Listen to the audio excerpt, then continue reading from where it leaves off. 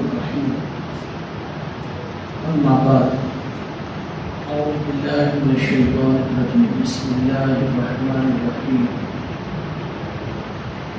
وكذلك نولي بعض الظالمين بعضا بما كانوا يكسبون صدق الله مولانا العظيم مولاي صل وسلم دائما أبدا على حبيبك خير الخلق كلهم والحبيب الذي ترجى شفاعته لكل حول من الأهوال متهم.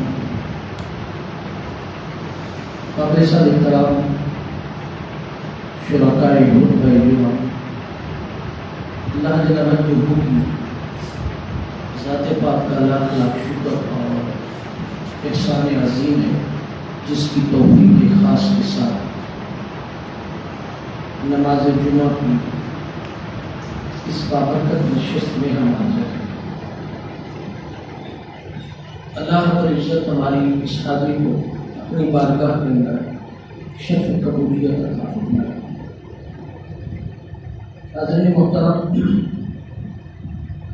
سورہ الانعام کی آیت نمبر 129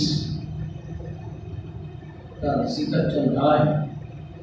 آج ہم اس کا دوسرا حصہ آپ کے سامنے یہ موضوع چل رہا ہے، سامع ماڈل ٹاؤن کو انصاف کیوں نہیں ملا، اس کے کچھ اسباب میں نے پچھلے جمعہ المبارک پر عرض کیے تھے آپ کے لیے۔ آج بھی اس کے کچھ اسباب آپ کی خدمت میں عرض کروں گا، مگر اس سے پہلے ایک حدیث پاک ہے امام احمد بن حنبل اور المستدرک کی، اس کو سمجھنے کی ضرورت۔ اس کو باب اسباب زوال امت کے اندر بیان کیا گیا ہے، اور حضرت عقبہ بن عامر رضی اللہ تعالیٰ عنہ سے روایت ہے کہ آقا علیہ السلام نے ارشاد فرمایا، جب تم دیکھو اللہ تعالیٰ بندے کو اس کی معصیت کے باوجود اس کی خواہش کے مطابق دنیا کے اسباب فراہم کر رہا ہے، تو یقین جانو کہ وہ استدراج ہے، یعنی اللہ رب العزت کی طرف سے اسے آزادی ہے۔ پھر رسول اللہ صلی اللہ علیہ وسلم نے ارشاد فرمایا، اور آپ نے یہ آیت مبارکہ تلاوت فرمائی، فَلَمَّا نَسُوا مَا ذُكِّرُوا بِهِ فَتَحْنَا عَلَيْهِمْ أَبْوَابَ كُلِّ شَيْءٍ حَتَّى إِذَا فَرِحُوا بِمَا أُوتُوا أَخَذْنَاهُمْ بَغْتَةً فَإِذَا هُمْ مُبْلِسُونَ۔ فرمایا کہ پھر جب انہوں نے اس نصیحت کو جو انہیں کی گئی تھی بھلا دیا، جھٹلا دیا، تو ہم نے ہر طرح کی خوشحالیوں کے دروازے ان پر کھول دیے۔ جب انہوں نے نصیحت کو جھٹلا دیا تو پھر اللہ رب العزت نے ہر قسم کی خوشحالی کا دروازہ ان پر کھول دیا، یہاں تک کہ جب وہ ان بخششوں میں جو انہیں عطا کی گئی تھی خوب مگن ہو گئے تو اچانک ہم نے انہیں پکڑ لیا، کچک لیا۔ اب یہ حال تھا کہ وہ ہر خیر سے مایوس ہو چکے۔ یہاں اس حدیث پاک کو موطا امام احمد بن حنبل اور المستدرک نے بیان فرمایا اس حدیث پاک، اور ایک اور مقام پر اللہ رب العزت نے ارشاد فرمایا کہ سورہ الاعراف کی آیت نمبر 182 اور 183 ہے، یہاں ارشاد فرمایا، والذین کذبوا بآیاتنا سنستدرجهم من حیث لا یعلمون وَأُمْلِي لَهُمْ إِنَّ كَیدِی مَتِین۔ فرمایا جن لوگوں نے ہماری آیات کو جھٹلا دیا، تو انہیں ہم بتدریج ایسے طریقے سے تباہی کی طرف لے جائیں گے کہ انہیں خبر تک نہ ہوگی، اور میں انہیں ڈھیل دے رہا ہوں اور میری چال کا کوئی توڑ نہیں کر سکتا، میری چال کا کوئی توڑ نہیں کر سکتا۔ یہ دو اہم مقامات بیان ہیں، دو چیزیں سمجھنے والی۔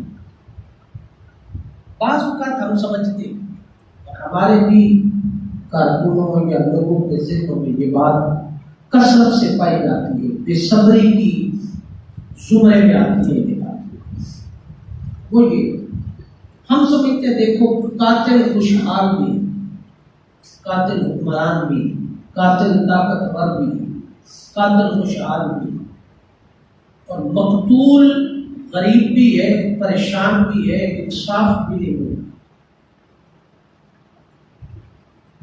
قانون پر چارہ جوئی بھی نہیں ہے، قانون سے بھی انصاف نہیں ملتا، راستہ ہوتا ہے۔ اس ساری صورتحال کو یہاں دونوں آیات مبارکہ کے اندر اللہ رب العزت نے بڑی وضاحت کے ساتھ بیان کیا۔ فرمایا دو چیزیں، بعض اوقات انسان جب اللہ رب العزت کی نافرمانی کرتا ہے،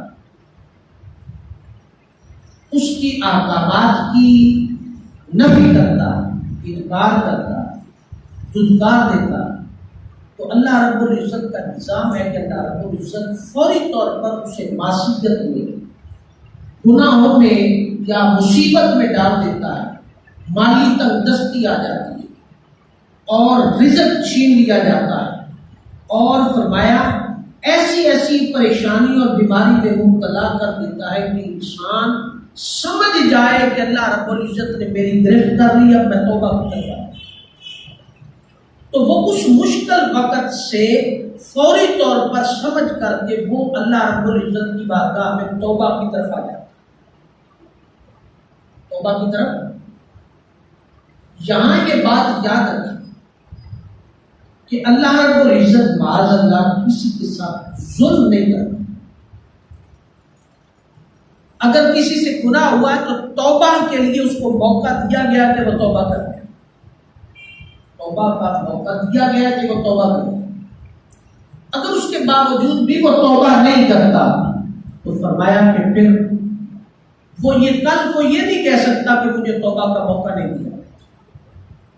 تو یہاں اللہ رب العزت نے یہ بات بیان فرما دی کہ وہ میری آیات کا انکار کرتا ہے، جھٹلاتا ہے، میری ہدایت کی نفی کر رہا ہے، مگر میں اس کو ہدایت کا راستہ دکھانا چاہتا ہوں توبہ کے لیے، اس کو کسی بیماری میں مبتلا کر دیا، اس کو تنگ دستی میں مبتلا کر دیا، اس کو غربت میں ڈال دیا، اس کو بیماری میں ڈال دیا، اس کے لیے ایسی گرفت کا اہتمام کیا کہ وہ سمجھ جائے کہ اللہ رب العزت نے مجھ پر گرفت کر لی اور میں توبہ کر لی، اور وہ توبہ کر لی، اور وہ توبہ کر کے ہدایت کی طرف آ جائے۔ یہ ایک پہلا راستہ ہے اللہ رب العزت کا نظام۔ دوسری بات فرمایا،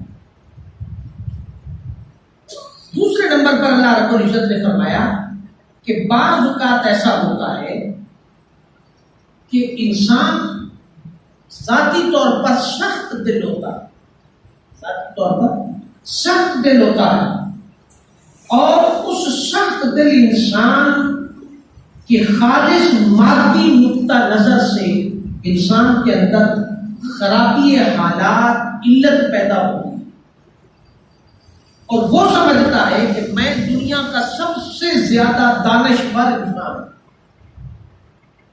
جو اس سوچ کا مالک ہوتا ہے اس کے لیے اللہ رب العزت کا نظام یہ ہے کہ فرمایا کہ پھر کثرت کے ساتھ اس کے لیے مال کے اور دنیا کے اسباب پیدا کر دیتا ہے، کثرت سے خوشحالی کا دروازہ کھول دیتا، کثرت سے اس کو ایسی جگہ سے رزق دیتا ہے کہ اس کے متعلق مثل مشہور ہوتی ہے کہ وہ جب مٹی پر بھی ہاتھ رکھے تو مٹی سونا بنتی چلی جاتی ہے، اس کو اتنی خوشحالی اللہ رب العزت نے دیتا۔ اور فرمایا کہ جب وہ اسے ہر طرح کی خوشحالی سے اسے نواز دیتا ہے، ہر طرح کے معاملات سے اس کو خوشحال کر دیا جاتا ہے، رزق کی فراوانی، طاقت کی فراوانی، مال دولت، زمین جاگیر سب کچھ اسے دے دیا جاتا ہے، اور پھر وہ عہدے کا بھی خواہش مند ہوتا ہے تو اللہ رب العزت اس سے بڑا عہدہ بھی اسے دے دیتا ہے۔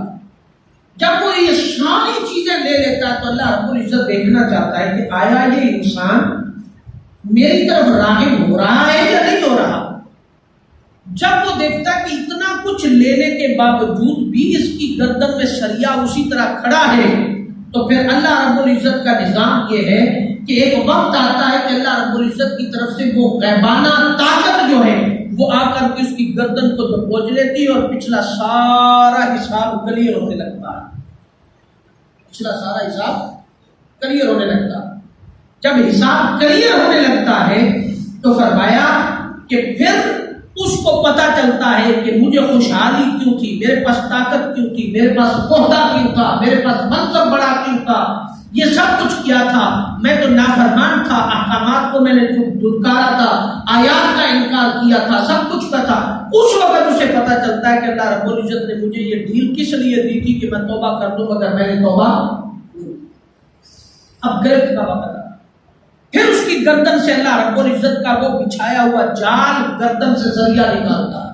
جب وہ ذریعہ نکلتا ہے تو فرمایا وہ پھر اپنے آپ کو معزز بنانے کی کوشش کرتا ہے، مگر اس وقت معزز بننے کا، شریف بننے کا، اپنے آپ کو دانشور بننے کے یہ سارے راستے بند ہو چکے ہوتے ہیں۔ اب احتساب کا وقت شروع ہو چکا ہوتا ہے، احتساب وہ جو اللہ رب العزت نے دیتا ہے۔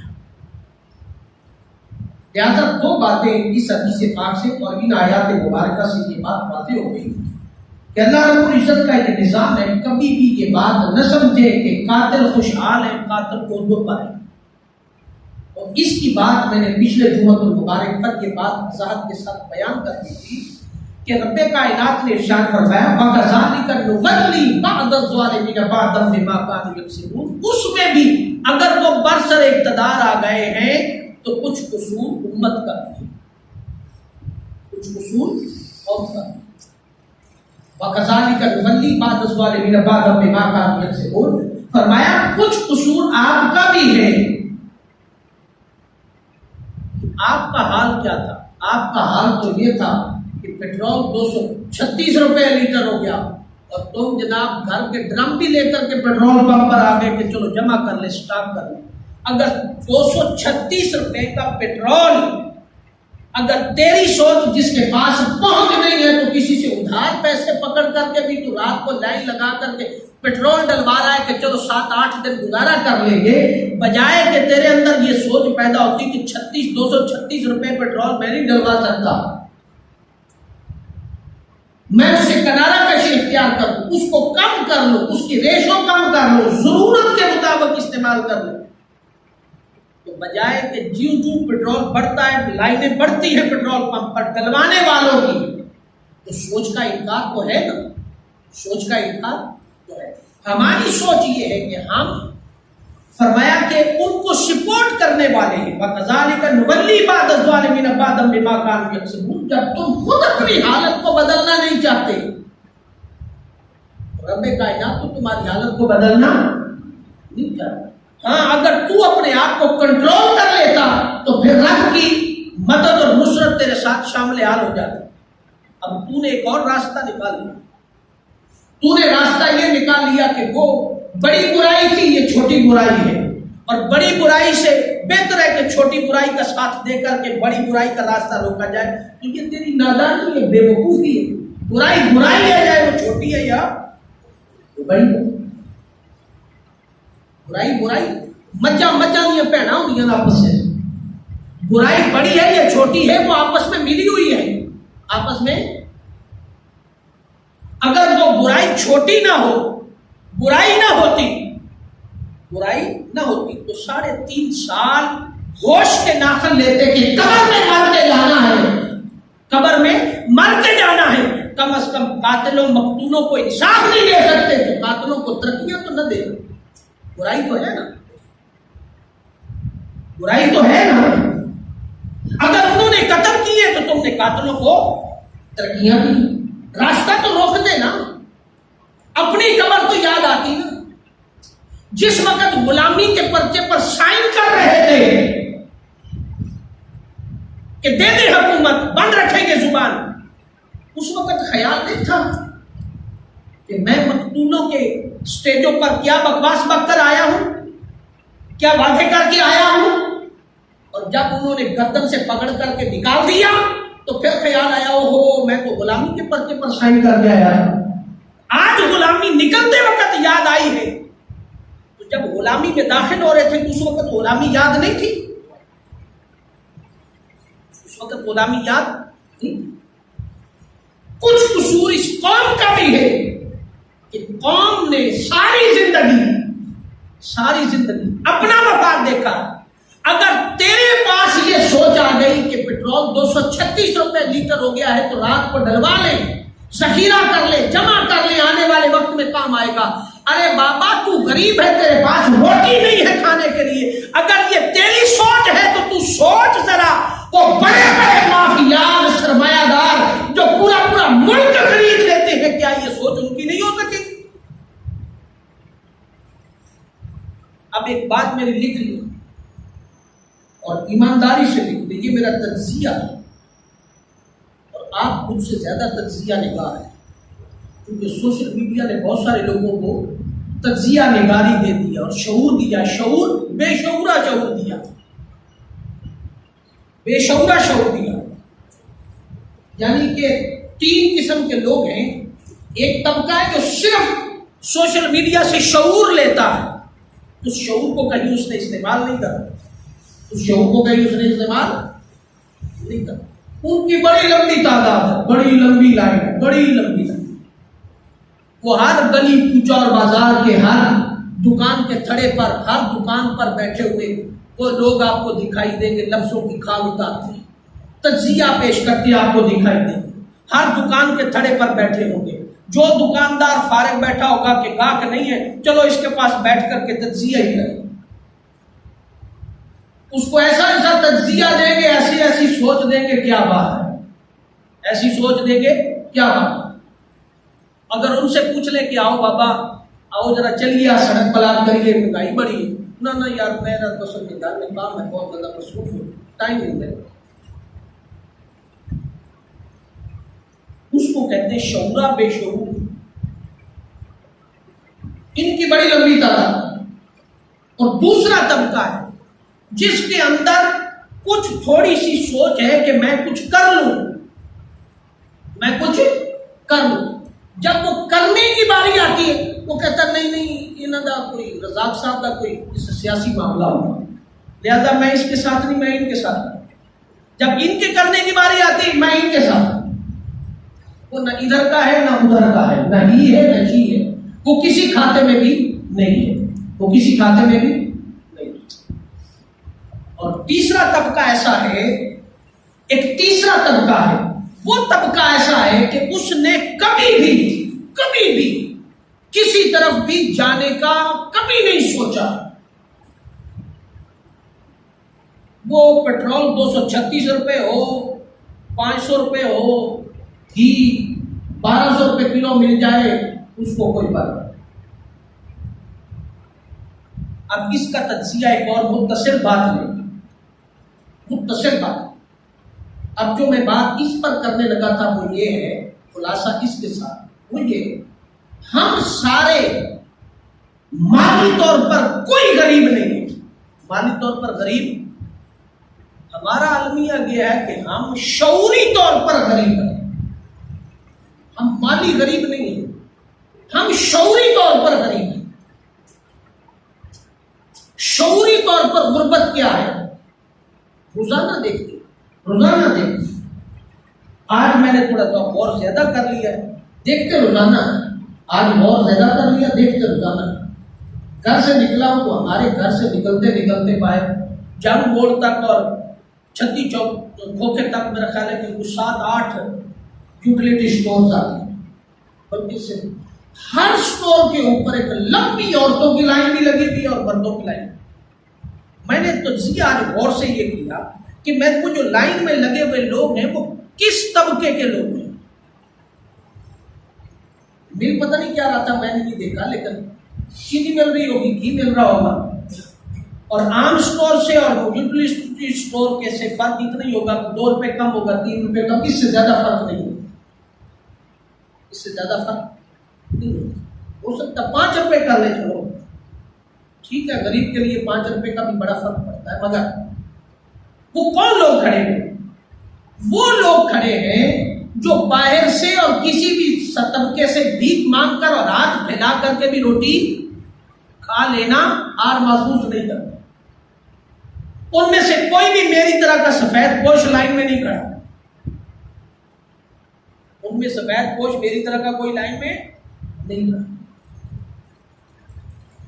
وہاں سارا دن ذلیل ہو گئے، ابھی تھوڑی دیر کے بعد بند ہو جائیں گے، اسٹور بند ہوگا، ہم لائن لگا کے وہاں کھڑے ہوں گے کہ اسٹور کھلے گا تو میں پہلے دوں، نہ نماز، نہ خدا خوفی، نہ اللہ، نہ توبہ، کوئی کام نہیں، صرف 5-7 روپے کی ریلیف لینے کے لیے ہم لائن میں لگ کے کھڑے ہیں۔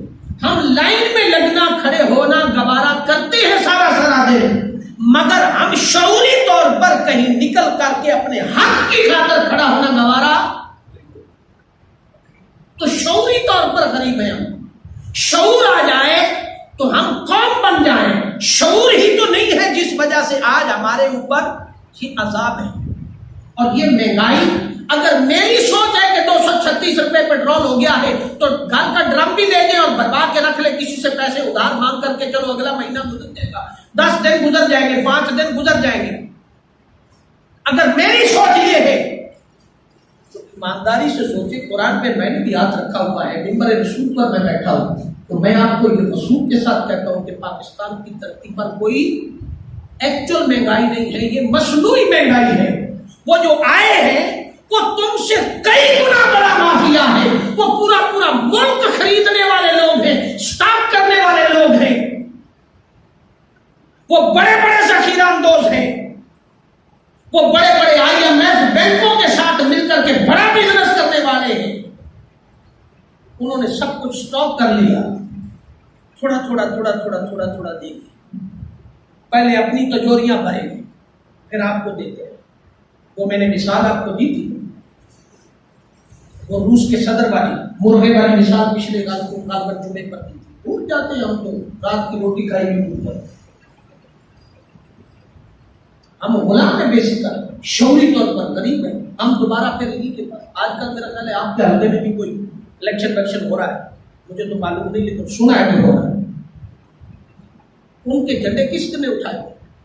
دوبارہ پھر میں نہیں اٹھائیں، ہم ہی میں سے لوگ ہیں ساتھ دوبارہ پھر۔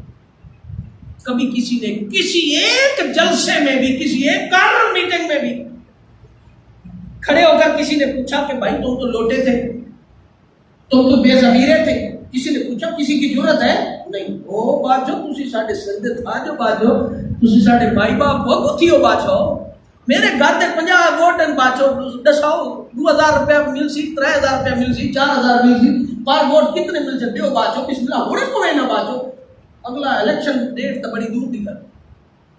اور کچھ میرے جیسے لوگ ہوں گے جو سوچ رہے ہوں گے وہ بڑی برائی سی، چھوٹی برائی ہے، چھوٹی برائی کا ساتھ دے دو۔ او بابا چھوٹی بڑی دا برائی ہے، گھر بیٹھ سکون سے مت اپنی کمر خراب کر۔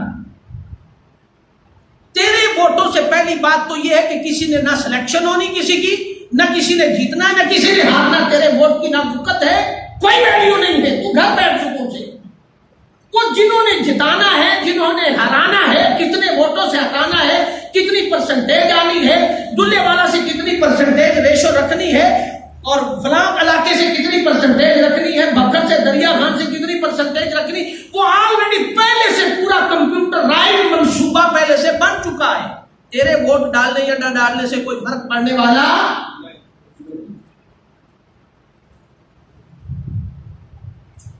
انہوں نے پتا ہے کہ رزاق نے اتنے 50 ووٹ ہم دلے والے تھے، اور پتا ہے کہ رزاق ہر دفعہ کینوں ووٹ پاؤں ہے، انہوں نے پتا ہے۔ تمہاری دکانوں کے ارد گرد 2 فرشتوں کی طرح ہر وقت ایجنسیوں کے بندے ساتھ ساتھ ہیں، اور مزے کی بات یہ ہے چند ٹکوں کی خاطر میں بھی ایجنسیوں کا بندہ ہوں۔ مت سمجھے کہ قدیر صاحب بڑے شریف ہیں، ایجنسیاں کے بندے کوئی اعتبار نہیں کسی، ہو سکتا ہے کہ در پردہ پیسے ملتے ہو، تسی کہو کہ ملنگ بندہ جناب، ملنگ کسی کا کوئی نہیں، کوئی اعتبار نہیں۔ اس پاکستان کی دھرتی پر پیسے کے چند ٹکوں پر ہر انسان بکتا ہے، اور یہی سب سے بڑی خرابی ہے۔ انہیں پتا ہے کہ یہ قوم چند ٹکوں پر بکنے والی قوم ہے، تو چند ٹکے لے کر کے آپ کے گھر کے بیڈ روم کی بھی ساری معلومات لے جاتے ہیں۔ ہر گلی کی نکڑ پر ایک آپ کو روٹیوں پکانے والا، تنور والا، ریڑی والا آپ کو ایجنسیوں کا ایجنٹ دکھائی دے۔ ہمارے گھر کے بھی قریب ایک باہر بندہ بیٹھا ہوتا ہے، اس سے پوچھ لے تو دنیا جہان کی خبریں اس سے مل جائیں۔ الوی صاحب اندر کتنی دفعہ گئے تھے، باہر کتنی دفعہ آئے، الوی صاحب کیا کھاتے ہیں، آج انہوں نے کیا کھایا، آج گاڑی کتنے بجے اندر گئی، کتنے بجے باہر آئی، کیا ہوا کیا نہیں ہوا، ساری خبریں ان کے پاس ہو۔ ایجنسیوں کے بندے ہر کسی پر کوئی اعتبار، لہذا مت سمجھے کہ جناب ساڑی برادری نے ووٹ پائے تو جیت گیا، تو ساڑی برادری نے ووٹ نہیں پائے تو آ گیا۔ یہ سب ڈرامے بازیاں، صرف طفل تسلیاں، دلوں کو تسلیاں رکھنے والی۔ اور سب سے بڑا اس قوم کا مجرم طبقہ وارثان منبر، اور دوسرا طبقہ صحافی، جنہوں نے چند ٹکوں کی خاطر، ایک خبر کی خاطر، ایک خبر پر بک جاتے ہیں، ایک خبر پر۔ نماز ایڈی لمبی، تسبیح ایڈی لمبی، وظیفہ ایڈا لمبا، قرآن کی تلاوت ایڈی لمبی، اور کبھی اس کے قلم سے حق کی بات نہیں نکلے، جبہ کبہ دستار، کبھی حق کی بات ممبر رسول پر لوگوں کے سامنے بیان نہیں۔ سو دوستان محترم، یہ وہ اسباب ہے کہ ہمیں انصاف کہاں سے ملے۔ ہم من اذیت القوم ہیں، قوم کمزور ہے، ہم قوم بکنے والی قوم، بھکاری قوم ہے۔ صرف حکمران طبقے کی یہاں بات نہیں، حکمران طبقے کو تو اللہ رب العزت نے کھلی چھٹی دے دی، کمال و جتنے اقتدار بھی دے دیا، آزادیاں بھی دے دی، 32-33 سال اقتدار بھی دے دیا، طاقت بھی دے دی، قانون بھی خرید لو، ججز بھی خرید لو، عدالتیں بھی خرید لو، سب کچھ خرید لو، تمہیں دے دیا۔ اللہ رب العزت نے یہاں فرمایا کہ تمہارے پاس سب کچھ موجود ہے، تمہارے پاس فرمایا سب کچھ موجود ہے، اور تمہیں اقتدار بھی دے دیا، طاقت بھی دے دی، مگر قوم کے لیے کیا فرمایا؟ قوم کے لیے یہ فرمایا کہ تم پر یہ عذاب مسلط کر دیا گیا، تمہیں اس عذاب میں مبتلا کر دیا گیا کہ تم پر پیٹرول 236 روپے ہو گیا، گھی 600 روپیہ ہو گیا، مہنگائی ہو گئی، تمہارے اوپر مہنگائی کا بوجھ اور عذاب ڈال دیا گیا، اور تجھے صرف سمجھانے کے لیے کہ سمجھ جائے قوم اپنے حقوق کی خاطر آنکھیں کھول۔ یہ حدیث پاک المستدرک کی، اور آیت نمبر سورہ الاعراف کی 182 اور 83، والذین کذبوا بآیاتنا سنستدرجهم من حیث لا یعلمون وَأُمْلِي لَهُمْ إِنَّ كَیدِی مَتِینٌ۔ فرمایا کہ انسان پر مصیبت آ جاتی ہے، اور میں پھر وہ الفاظ سنانے لگا ہوں حضرت فضیل بن عیاض رضی اللہ تعالی نے بیان فرمایا کہ جب قاتل سے سمجھوتا کر لے، قاتل سے سمجھوتا کر لے، ظالم کے ساتھ مل جائے، ظالم سے مل جائے، تو فرمایا کیا ہوگا؟ پھر ان ظالموں کو گرفت میں نہیں لیا جاتا، بلکہ ان ظالموں کو اس حکومت قوم کے اوپر حکمران کے طور پر مسلط کر دیا جاتا۔ ایسا ہی نہیں ہوا، انگلی ایک اٹھائے نا تو 3 انگلیاں اپنی طرف اشارہ کریں۔ حکمرانوں کا قصور تو والذین کذبوا بآیاتنا سنستدرجهم من حیث لا یعلمون کے اندر بیان ہو گیا، مگر اپنا قصور قوم کا کہاں بیان ہوگا؟ وہ ظالم کیوں آئے؟ تم سپورٹر تھے، تم کون تھے؟ سپورٹر ہو نا، تم سپورٹ کرنے والے ہو، تم انہی کے جھنڈے اٹھانے والے ہو۔ کبھی قوم کی خاطر سوچا؟ کبھی اپنی ماں کی عزت کا خیال کیا کہ میری ماں کی ذات زنا ہو رہا ہے، میری ماں کی عزت لٹ رہی ہے؟ تیری ماں کون تھی؟ تیری ماں یہ دھرتی تھی جس نے تجھے پیدا کیا ہے۔ تجھ سے ان 3 سوالوں کے ساتھ چوتھا سوال قبر کے اندر اس ماں دھرتی کی عزت کا بھی ہوگا. یہ لکھ لیں. صرف 3 سوالوں پر بات نہیں ہوگی. چوتھا سوال مرنے کے بعد اس قبر کے اندر اس ماں دھرتی کی عزت کا بھی ہوگا. تو فرمایا کیا ہو گیا؟ کہ فرمایا ان قاتلوں کو اس کے اوپر مسلط کر دیا. اور اگلی بات کیا بیان ارشاد فرمائی؟ اگلی بات ارشاد فرمائی حضرت عباس رضی اللہ تعالیٰ عنہ بیان فرماتے ہیں کہ امرهم خیارهم واذا سخط اللہ قوم ولا امرهم شرارهم. جب اللہ تعالیٰ کسی قوم پر خوش ہوتا ہے تو نیک آدمیوں کو حاکم مسلط کرتا ہے، اور جب ناراض ہوتا ہے تو فرمایا اسی ظالم کو ان پر مسلط کر دیا جاتا ہے. من عان ظالما سلط اللہ علیہ. فرمایا کہ اس ظالم کو اس کے اوپر مسلط کر دیا. یہ اس کا خلاصہ ہے اس حدیث پاک کا جو میں نے آج مستدرک کی آپ کے سامنے بیان فرمائی کہ آقا علیہ السلام نے ارشاد فرمایا کہ انسان کو جب گرفت کر لی جائے رب کائنات کی طرف سے تو اس کو مصیبت میں ڈالتے ہیں، اور جب اللہ رب العزت کسی قوم کو حکمرانوں کو خوشحالی دے دے تو مت سمجھے کہ وہ حکمران نیک طبقے میں سے ہے. نہیں، جب قوم کے حالات یہ ہو جائیں اور قوم حکمران خوشحال ہو جائے، طاقتور ہو جائے، عدل بند ہو جائے، عدلیہ طوائفہ بن جائے، ججز طوائفہ بن جائے، اور فرمایا سب ادارے مل جائے آپس میں اس ظلم کے نظام کے اوپر، تو فرمایا پھر اے قوم تجھ پر عذاب آ گیا ہے، مزید کسی عذاب کا انتظار. اب تمہارے لیے صرف ایک ہی راستہ رہ گیا کہ شعوری طور پر حق کے ساتھ کھڑے ہو جاؤ. شعوری طور پر حق کے ساتھ کھڑے ہو. تمہاری بقا نمازوں میں، روزوں میں، حج میں، زکات میں پرسنل معاملہ. اب من حیثیت القوم اگر تیری بقا ہے تو وہ حق کے ساتھ کھڑے ہونے میں ہے. حق کے ساتھ کھڑے ہونے میں. اگر تو حق کے ساتھ کھڑی نہیں ہو گئی تو فرمایا پھر تمہارا اب تیری توبہ تسبیحوں والی توبہ تیری نہیں ہے. یہ بات یاد رکھنا. اب تیری توبہ نوافل والی توبہ نہیں ہے. نہ تیری توبہ اب تسبیحوں والی ہے، نہ تیری توبہ اب نوافل والی ہے. تیری توبہ حق کے ساتھ کھڑے ہونے میں ہے. حق کے ساتھ کھڑے اور پچھلا حساب برابر کرنے میں. پچھلا حساب برابر کرنے. اور آخری بات یہ توجہ سے سنو، یاد رکھیں. ہم کہتے ہیں کوئی لیڈر ہی نہیں مخلص ہوگا، کوئی لیڈر ہی مخلص نہیں ہوتا جیسے پیچھے قوم لگے. تو میں قوم سے معیار پوچھنا چاہتا ہوں کہ مخلص لیڈر کا معیار آپ کے ہاں کون سا ہے؟ آپ کے ہاں مخلص معیار لیڈر کا کون سا ہے؟ میں بھی لیڈر ہوں، ملنگ بھی لیڈر ہوں.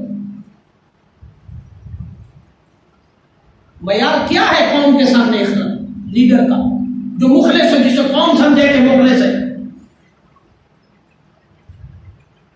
میرے بھائی جب ہم مخلص نہیں تو تمہارے اوپر تمہیں کوئی لیڈر مخلص نہیں دکھائی دے گا. جس دن ہم مخلص ہو گئے یہ پوری قوم مخلص لیڈر ہے. قوم خود اپنے اندر لیڈر پیدا کر لے. قوم کھڑی ہوگی تو لیڈر بڑے مخلص دکھائی دیں گے. قوم کھڑی نہیں ہوگی تو لیڈر کوئی بھی مخلص آپ کے سامنے وہ جدہ مرضی پاوے جناب راتی ہوا جگہ میں کر کے اڑتا بھی رہے نا. تم آپ کہا یہ بھی کوئی مصنوعی اڑتا ہے، آج کل کمپیوٹرائز بھی ہونے پہ دے رہے. تم تو اس کو بھی ماننے کے لیے تیار ہے. تم تو اس کو بھی ماننے کے لیے تیار. واقعہ سنا سیدنا شیخ عبد القادر جیلانی رضی اللہ عنہ کے زمانے کے اندر وہ ایک بزرگ ہوا میں اڑ رہے تھے. شام کو گھر آئے تو انہوں نے کہا آج میں ہوا میں اڑ رہا تھا. بیگم سے پوچھا تم نے نہیں دیکھا؟ انہوں نے کہ میں دیکھا سی بڑا ڈنگا ڈنگا جا ٹیڑھا ٹیڑھا جا اڑ رہا سا. وہ میں ہی سا نا. اچھا تم ٹیڑھا ٹیڑھا اڑ رہا سا تو اسی واسطے پھر تو ہی ہوئے گا، وہ تو کوئی نہیں ہو سکتا. اس قوم کا حال یہ، اس قوم کا حال جتنا مرضی ناک ہو کے آ جائے کوئی یہ قوم کہے گی نہیں تو اپنا مفاد ہوئے گا، تو کوئی اپنا ہم تماشبین میں سے ہیں، تماشا دیکھنے والے۔ جب ہم خود اپنے حق پر کھڑے ہو جائیں گے تو پھر لیڈر بہت سارے ہیں راستہ دکھانے والے، راستہ دکھایا ہوا ہے اور ہمیں راستہ معلوم بھی ہے، صرف ہمارے اندر وہ کمزوری ہے جس کو ہم ہر صورت چھپانا چاہتے ہیں، اور ہر صورت ہم ان حالات اور معاملات کو کبھی بھی کور نہیں کرنا چاہتے۔ ہم سمجھتے ہیں کہ گھر بیٹھے رہے اور دعا مانگے تو حالات ہمارے سامنے آ جائیں اور ہم کچھ اصلاح کریں۔ تو خلاصہ گفتگو یہ ہے دوستان محترم، جو اس گفتگو کو بیان کرنے لگا ہوں یہ کہ جب تک ہم خود نہیں کھڑے ہوں گے اپنے حق کی خاطر، اس وقت تک ہمیں نہ عدلیہ سے انصاف ملے گا اور نہ کہیں اور سے۔ اس قوم کے ساتھ بڑی بڑی گیمیں ہو رہی ہیں، بڑی بڑی گیمیں، بڑی بڑی، سب آپس میں اس نظام کے تحفظ کے لیے اکٹھے، سب اس نظام کے لیے تحفظ کے لیے اکٹھے۔ کوئی بھی اس نظام کو گرانا نہیں چاہتا، ادارے نہیں گرانا چاہتے، ادارے گرانا، صرف ایک ادارہ عوام کا رہ جاتا ہے، اور عوام کے حقوق پہلے کانسٹیٹیوشنل کتاب کے اندر پہلے 40 قوانین کا تعلق عوام کے حقوق کے ساتھ ہے۔ آج دن تک کیا عوام نے ان 40 حقوق کا مطالبہ کیا؟ آپ کو پتہ ہی نہیں۔ 70 دن شیخ الاسلام ڈاکٹر محمد طاہر القادری نے عوام کو 70 دن دھرنے میں یہی 40 حقوق پڑھائے تھے کہ اے قوم، تیرے حقوق کے یہ متعلقہ 40 کارن جو کتاب کے پہلے صفحوں پر درج ہیں، بقیہ تو سارے یہ ہے کہ حکومت بنانی کیسے، توڑنی کیسے، ادارہ کیسے بنانا، فلا فلا فلا فلا، ہمیں نہیں پتا۔ اور یہ باتیں جو میں آپ کے سامنے کر رہا ہوں، اور یہ باتیں اگر کوئی مسجد کا خطیب امام مسجد میں کرے تو جمعے تو بعد ہوگی چھٹی، جمعے تو بعد ہوگی چھٹی۔ ہر بندہ اپنی نوکری بچائے، ہر بندہ اپنی، کیونکہ اس نوکری کے بچانے کا حساب بھی قبر میں دینا۔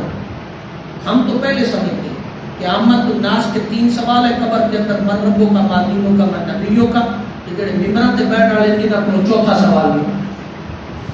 ہاں جی، بڑھیا حدیثہ بیان کر رہے سو، اخلاص کی تھے سودا جواب دے، لہذا اپنی قبر کا فکر کر لے کہ وہاں کیا ہے۔ اللہ رب العزت کی بارگاہ میں دعا ہے کہ اللہ تعالیٰ شعور کی خیرات عطا فرمائے۔ وما علینا الا البلاغ۔